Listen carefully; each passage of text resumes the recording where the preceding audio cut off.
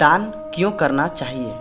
मनुष्य को दान अवश्य करना चाहिए। दान देने से सम्मान मिलता है। तो आज की इस कहानी में जानेंगे कि दान क्यों करना चाहिए। तो इससे पहले कि प्यार से मुझे राम कहते हैं और मैं तहे दिल से YouTube चैनल गायत्री परिवार में आपका हार्दिक स्वागत एवं अभिनंदन करता हूँ। अगर आप कहानी सुनना पसंद करते हैं तो इस चैनल को रेड कलर में लिखे सब्सक्राइब को टच करने के बाद नन्हा सा प्यारा सा घंटी को बजा दीजिएगा।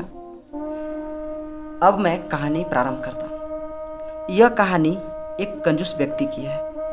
एक समय की बात है, एक नगर में एक राजेश नामक व्यक्ति रहता था जो कि बहुत कंजूस था। उसकी कंजूसी सर्व प्रसिद्ध थी। वह खाने से पहनने तक में भी कंजूस था।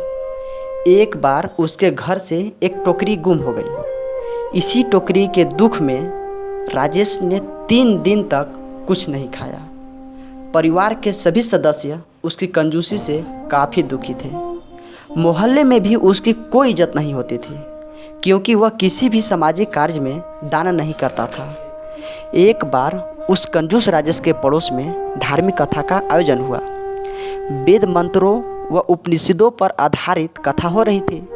राजेश को सद्बुद्धि आई तो वह भी कथा सुनने के लिए सत्संग में पहुंच गया।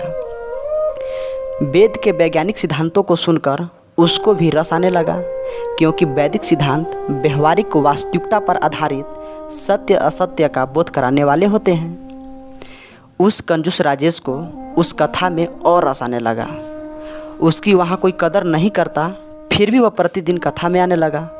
कथा के समाप्त होते ही वह सबसे पहले शंका पूछता और संतोषजनक जवाब मिलता जाता।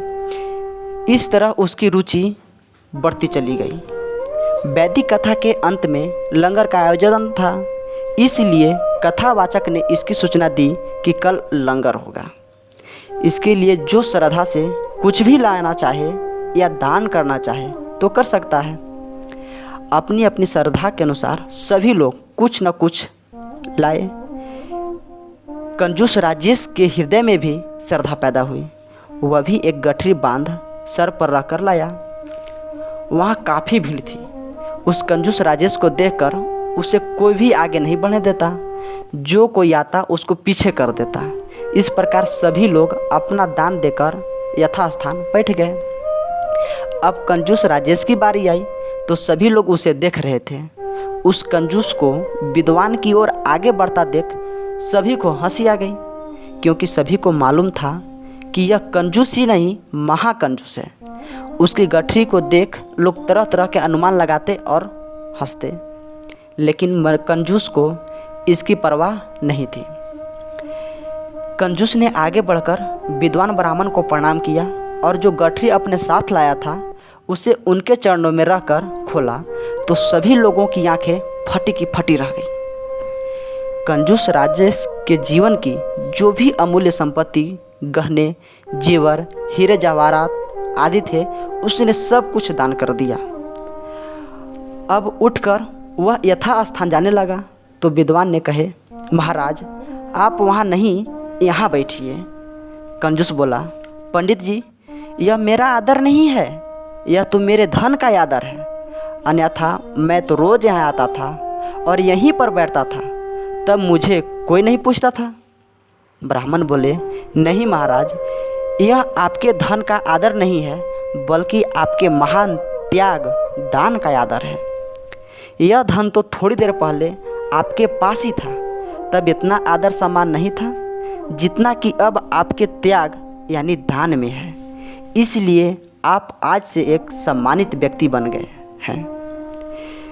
तो इस कहानी से यह शिक्षा मिलती है कि मनुष्य को कमाना भी चाहिए और दान भी अवश्य देना चाहिए। इससे उसे समाज में सम्मान और इष्ट लोक तथा परलोक में पुण्य मिलता है। मैं आशा करता हूं कि इस कहानी से आपने ज़रूर कुछ सीखा होगा। अगर यह कहानी आपको पसंद आया हो तो इस कहानी को लाइक करके शेयर ज़रूर कर दीजिएगा।